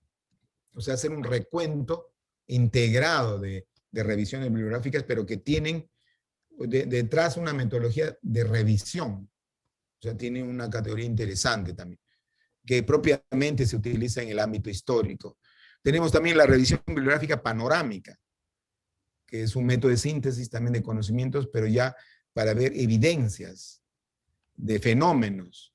Por ejemplo, en revisión de ciencias de la salud, yo podría hacer una revisión del contexto de la problemática del COVID en Latinoamérica. Y entonces esta va a contener evidencias. Doctor, pero ahí sería ya una revisión sistemática. Esa es una revisión sistemática, pero desde el ámbito cualitativo se llama revisión sistemática panorámica. O sea, pues tiene ya una, pero es revisión sistemática. También en la narrativa, en eso puede ser también sistemática, pero dentro de esos ámbitos, ¿no? Sí, o sea, todas son revisiones sistemáticas, pero cada una tiene ciertos nombres, ¿no? La anterior, por ejemplo, integradora, cuando viene una revisión sistemática de revisiones de diferentes estudios. Y es simplemente revisión bibliográfica narrativa, es una sistemática, pero solo de narración, ¿no? De eventos que se han llevado a cabo y bibliografía afín a ese evento. En cambio, la revisión, por ejemplo, panorámica ya es propiamente una revisión sistemática, global, que encierra ya toda la fenomenología, por ejemplo, que normalmente se estila más, ¿no? Y la revisión sistemática, como en general, ya no, es un resumen de evidencia, lo que hemos dicho anteriormente, o sea, la panorámica. Y que conlleva pues a un riguroso esfuerzo de una síntesis, de utilizar más que nada una discusión importante, ¿no? No olvidemos que la revisión sistemática, ¿cuál es el eje de la revisión sistemática? Preguntaría yo. A ver qué dice. ¿Cuál es el eje de la revisión sistemática? Bueno, en la sistemática, a ver, se utiliza ya la estadística, ¿no? Podríamos utilizar la estadística. En cambio, en la anterior, en la otra, ¿cómo se llama? La sistemática, y la otra es... ¿Bibliográfica? No, tiene otro nombre, revisión sistemática, y la otra es, se lo tengo en la punta de la lengua. Entonces, Metaanálisis. Metaanálisis. No ¿Ya?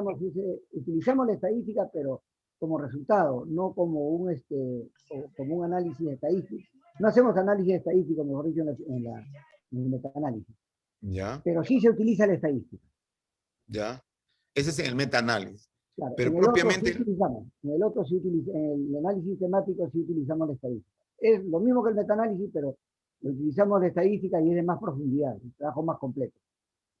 No. Bueno, no, bueno, esa es una posición, ¿eh? Porque, a ver, lleguemos a un consenso. ¿Qué dice Gladys? Doctor, Sí. bueno, hasta donde he leído, tengo entendido que la revisión sistemática, bueno, uno elige un tema, digamos, ¿no? Que sea de nuestro interés.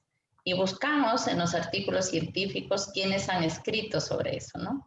Perfecto. Poniendo nuestros criterios de inclusión, de exclusión, usando pues el álgebra booleana, o sea, todos los buscadores, los gestores, todo lo que nos ayude a hacer una buena revisión. Perfecto. ¿No? Y en función de eso, pues vamos a hacer una redacción, ¿no? Una argumentación, ¿no? Si hay coincidencias, si hay discordancias, pero no hacemos estadística, entiendo, en esta revisión sistemática. Perfecto. Entonces, lo que queremos aclararle a Doctor, Freddy ¿me permite? Sí, Doctor, ¿me permite? Creo que están Claro. confundiendo algo. Lo que sucede es que en la revisión sistemática se utilizan porcentajes.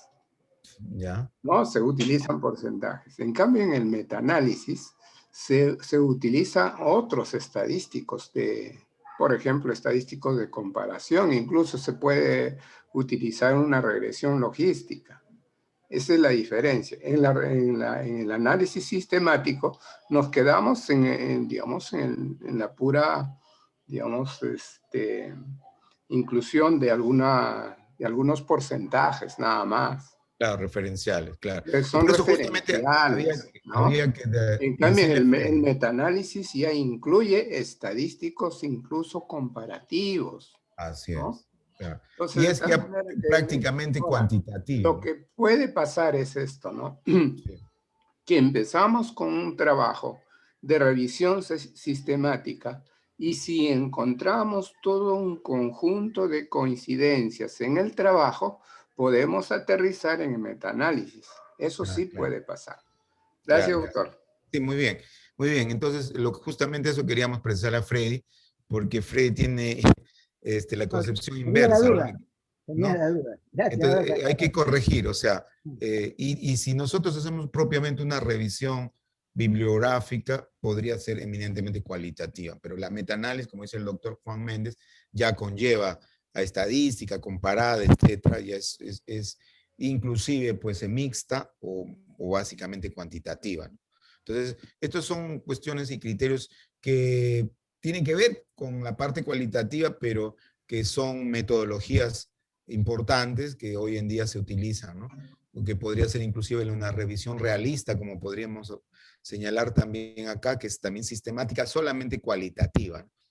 Que son criterios interesantes e importantes, o revisión paraguas, o revisión de revisión, eminentemente cualitativo, ¿no? Que Doctor, son buenas criterios. noches. Sí, sí, doctor. Buenas noches. Siempre he escuchado que las revisiones sistemáticas se exige un número de 50 artículos para arriba para poder hacer un buen análisis, ¿no es cierto? ¿Sí? Algunos piden 100 artículos inclusive. Mi pregunta es, Si yo reviso 50, esos 100 artículos, esos 50 o 100, ¿tienen que ir en las referencias o solo los que utilizo como de manera puntual? Es que ahí, bueno, en principio, esto no tiene una regla, pero como usted refiere, 40 es el mínimo, pero 50 creo que está dentro de ese rango. Pero sin embargo, hay revisiones bibliográficas que exigen la inclusión de unos 40, pero en el momento de la exclusión usted va a definir, o sea, no necesariamente van a ir todas, sino las que usted ha considerado propiamente, ya descartando todas aquellas que no tienen la directa influencia. Pero igual en el APA 7, no sé si usted ha leído el APA 7, les vamos a mandar el APA 7, las referencias van incluidas estrictamente las que las ha considerado, y la bibliografía sí debieran ir todas las que ha trabajado. O sea, hace dos acepciones, ¿no? Referencias, todas las que ha trabajado, las que ha referenciado. Y bibliográficas, las que ha trabajado propiamente, sin referenciarla. Entonces, son criterios que propiamente también le exige dependiendo de la revista donde la cual escriben. Son cuestiones coyunturales, pero sí, como dice usted, tienen en promedio entre 40 a 50 mínimamente, ¿no? Como referencias. Ok, doctor, muchísimas gracias. Okay. Ya, entonces, ese tema de la revisión sistemática inclusive tiene esta declaración Prisma, ¿no? Que seguramente muchos de ustedes conocen ese protocolo interesante que va a determinar el diagrama de flujo, que le va a dar dentro del ámbito cualitativo digamos, el eje de lo que yo quiero trabajar, y tendrá pues ahí ciertas características como la pregunta de interés, el buscador, la selección, la evaluación, la síntesis, las inferencias, que tienen que ver con propiamente el trabajo de la revisión sistemática, ¿no? Y también hay otras técnicas, ¿no? Como la técnica del método Delphi, que es retroalimentación comparada, donde se recoge información de los expertos y se filtra los contenidos, se genera algunos asuntos de paneles de discusión, pero bajo dinámicas de grupo, y se integra también técnicas estadísticas, pero referenciales, ¿no? Que viene a ser el método Delphi, que también tiene que ver como un sistema de trabajo con sus características, o también el método de análisis de contenidos, más que nada en teoría fundamentada, que va referida básicamente en temas de humanidades, un conjunto de técnicas, de comunicaciones, que igualmente son importantes. Entonces, ya recapitulando, digamos, a este momento de este diálogo que hemos tenido con ustedes, habría que ver las pautas para elaborar una investigación, ¿no? Propiamente, usted predice la temática. Eso es interesante, predecir la temática, plantear la problemática, que más adelante va a ser una problemática emergente y luego va a circunscribirse en la correcta problemática que tengo a raíz de la metodología empleada y a raíz de cómo he presentado mi discusión, que es un tema muy importante. Luego tenemos el tipo de redacción que tiene que ser muy interesante para el lector, ¿no? Algo muy motivador, que refleje el contenido del corpus. O sea, es importante la redacción, los conectores, los elementos interesantes que den luces para una adecuada argumentación hermenéutica suficiente, que también es importante, ¿no? Que eso es igualmente trascendental. Y las palabras claves, las cuales se han tenido en consideración, que igualmente también es importante. Del mismo modo, tenemos las experiencias, percepciones, sentimientos de los participantes, porque como habíamos dicho a un inicio, el eje del escenario del enfoque cualitativo es el participante, los investigadores, ¿no? Que esto no debemos obviar, es prioritario. La información detallada que se haga de manera correcta, profunda, acuciosa y necesaria, porque tampoco es escribir abultadamente, ¿no? La diversidad de cualidades que también se tenga en consideración dentro de esta expectativa y la representación básica de lo que se quiere como análisis de la problemática, ¿no? Podría darse en consideración frente a una deficiencia de conocimiento, frente a la necesidad de un valor teórico, frente a la conveniencia de hacer ese estudio por su trascendencia, por la relevancia social que tiene la investigación o por sus implicancias prácticas que tiene la investigación. O sea, son factores que van a motivar a que yo genere una investigación. Entonces, esto es importante desde la posición que tenga cada uno, desde el expertise que tiene cada uno, de su experiencia que tiene cada uno, ¿no? Criterios también cualitativos de preferencia usual como verbos dentro de los objetivos, ¿no? De describir, analizar, entender, desarrollar, explorar, profundizar. Son verbos que dan una acción con enfoque cualitativo inestricto, ¿no? Entonces, por lo tanto, siempre es bueno tener en cuenta estos verbos y el contexto fenomenológico, el lenguaje neutral, cuando nosotros realizamos la discusión y resultados, la especificación de quiénes son los participantes, igualmente el contexto de la investigación, los participantes, quienes son los investigadores que tienen iguales condiciones como autores. Se obvia el tema de la coautoría, porque en sí todos participan dentro de la experiencia de la investigación y por lo tanto no debe haber preferencia de más o menos y no porque va primero sea el autor y va al último sea el coautor. No, no necesariamente.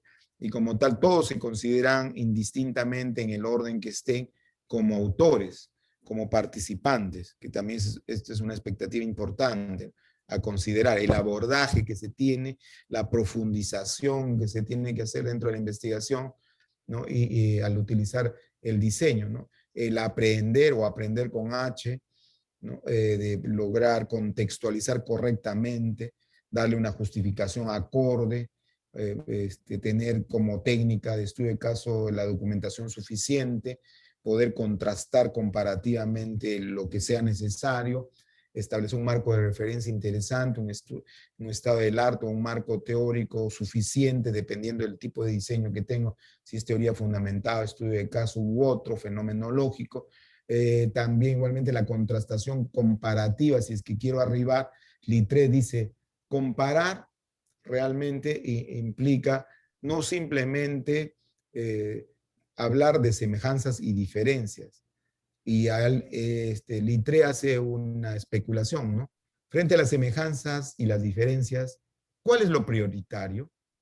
Ahí preguntaría yo aquí al auditorio, para ustedes, frente a las semejanzas y diferencias comparativas, ¿cuál es lo prioritario? ¿Las semejanzas o las diferencias? A ver si alguno me puede brindar su opinión, por favor. ¿Qué consideran ustedes? ¿Qué creen? José Williams, a ver, ¿qué dice?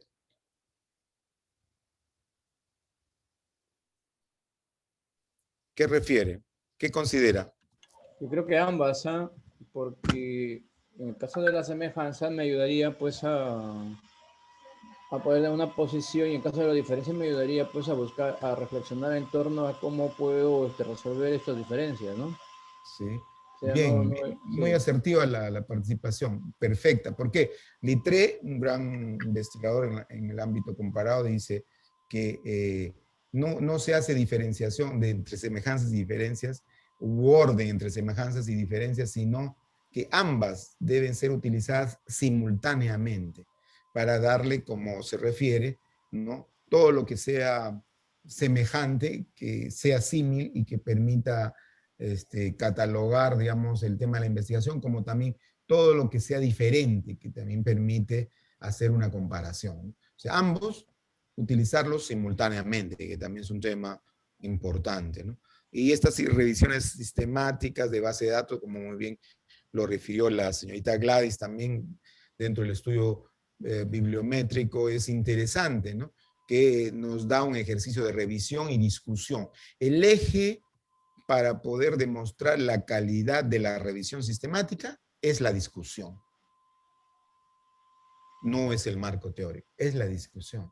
Y entonces ahí nos debemos de tener un minutito para reflexionar. Nosotros como asesores, ¿no?, controlamos a nuestros asesorados, maestrandos, doctorandos, su discusión. Yo he visto discusiones bastante ligeras, muy tenues, no tienen la consistencia de vida. Y la discusión y resultados, o resultados y discusión, es el eje de la revisión bibliográfica, de la revisión. Entonces, por lo tanto, esa discusión va a ser prioritaria, preponderante, donde se va a aportar la hermenéutica, la interpretación adecuada de lo que se ha conseguido dentro de la revisión, de lo que se ha tomado en consideración. Esa es la discusión. Y como decía el doctor Juan Méndez, ¿no?, va a llegar a escenarios de metaanálisis a raíz ya de cuestiones de inferencias estadísticas, comparativas, que justamente surgen del escenario de la discusión. Entonces, por lo tanto, esa discusión en el ejercicio de la revisión es básica, o sea, es el eje. No tanto así el marco teórico. El marco teórico es referencial, dependiendo del diseño de investigación. Es más, algunos casi ligeramente contextualizan el marco teórico, porque dependiendo del diseño de investigación, como reitero, que no necesariamente deba utilizarse plenamente, a diferencia que sí lo determina si fuera una teoría fundamental. Entonces, eso es interesante, importante, que quisiéramos nosotros también discutir y promover quizás el diálogo, ¿no?, dependiendo qué es lo que persigue el investigador. Bien, claro, como dice Alejandro, es cierto, o sea, qué es lo que persigo, pero definitivamente considero yo que los resultados de discusión es el eje, porque dependiendo de lo que persigo, voy a plantearlo, voy a redactarlo, voy a materializarlo hermenéutica e interpretativamente de la manera más correcta. ¿Dónde? En los resultados, en la discusión.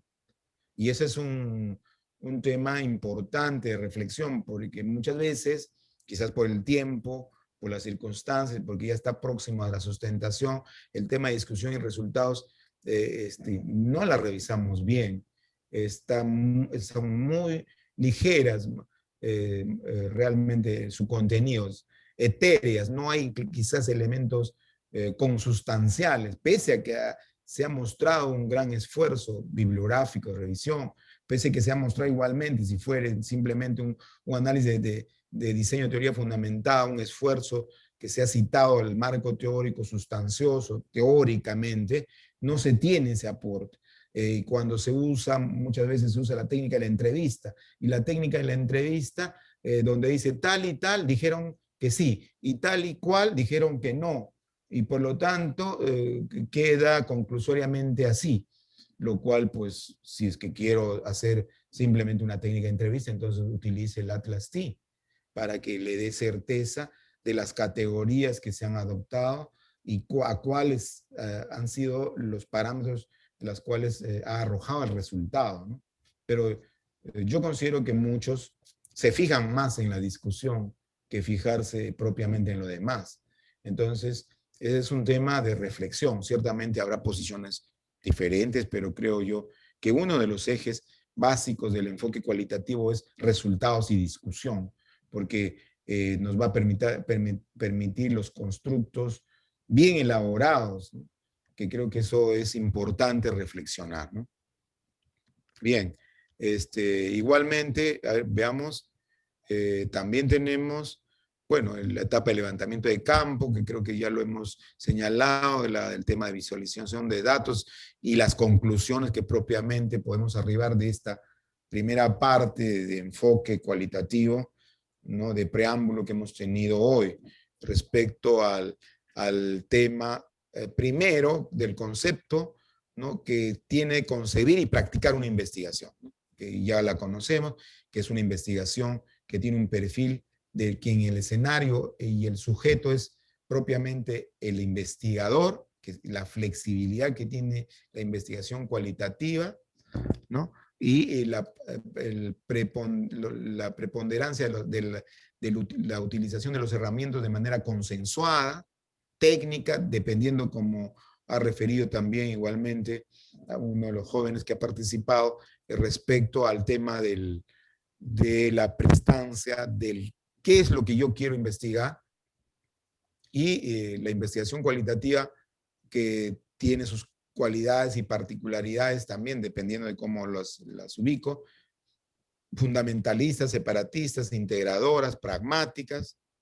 El otro punto de datos cualitativos, básicamente en el contexto, la peculiaridad que tiene la investigación cualitativa, menos estructurada, más flexible, mayor énfasis en el actor, que viene a ser el investigador, evitar el tema de propiamente de solo un abordaje inductivo, que sí es el escenario sobre la teoría, pero puede ser abductivo y deductivo a la vez, de ida y vuelta, y la relación particular que se tiene al respecto, ¿no? Que es interreflexivo. Entonces, consideramos que eso también es importante.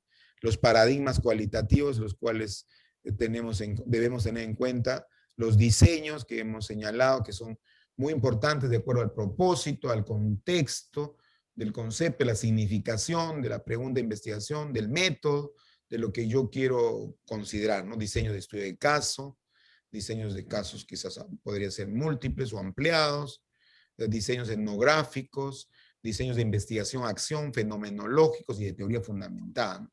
Que consideramos que sí es importante. Entonces, conclusoriamente, llegando al final de este tema, ya tenemos poco tiempo, unos 5 minutos, es identificar los elementos claves. No existe más que 2 reglas para escribir: tener algo que decir y saber decirlo, saberlo argumentar. Esto es el eje. Entonces, creo que el esfuerzo de todos, de retroalimentación, tanto mío como de vuestra participación, es simplemente tomar el expertise, el mayor conocimiento posible, como dice Oscar Wilde, de las reglas de una adecuada elaboración científica y saber escribir. Justamente ahí se va a materializar el esfuerzo de que yo conozca estos tipos de diseño, y por eso también va ese ejercicio, porque me induce a saber escribir, a tener algo que decir y saber decirlo. Ambos espacios, saber argumentar. Por eso que usaba el ejercicio último. Pero sin embargo, si alguien lo quiere hacer el primer ejercicio solo le va a inducir a saber decirlo y saber argumentarlo, pero más no a tener algo que decir. Y al tener algo que decir es realmente generar esa cuestión de Estado, esa cuestión importante de creación del tema problema, que creo que es importante que nosotros tengámoslo presente siempre en cada momento, ¿no? Otro punto importante es lo que dice Peter Drucker, que la mejor estructura no garantiza los resultados ni el rendimiento, pero la estructura equivocada lógicamente es una garantía de fracaso.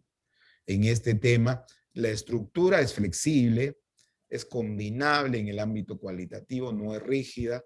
Claro que tiene soportes importantes en modelos, en cualidades, en experiencias y en trabajos, ¿no? Con enfoque cualitativo. Pero en el fondo del asunto es una adecuada elaboración hermenéutica interpretativa suficiente que garantice los resultados estructuralmente, ¿cierto? ¿No? Porque eso nos va a dar grandes luces del tema. Y su estructura tiene que guardar el sistema estandarizado que se tiene hoy en día en la investigación científica, ¿no? Dicho sea de paso, por ejemplo, si nosotros hablamos en el derecho, los abogados muchas veces, aunque ya han cambiado los tiempos, es que muchos decían que el derecho no es ciencia, ¿no? Inclusive hay un tema de un gran jurista como Kirchmann que habla, ¿no?, sobre que el derecho no es ciencia. ¿Por qué? Porque el diario actuar de un abogado es simplemente el litigio, y el litigio es de establecer la contestación de una demanda, el plantear una denuncia, en absolver una impugnación, en cuestionar puntos controvertidos, en asistir a audiencias, en plantear escenarios de excepciones, y todo ello en un proceso prácticamente ya rígido, establecido, normado, reglamentado, y estipulado con una solemnidad, es ad solemnitate, pero que en sí no contiene una ciencia, lo cual pues ya hay nueva corriente al respecto, porque sí hay ciencia, porque hay que investigar, y eso creo que es el nuevo escenario del Poder Judicial inclusive, ¿no?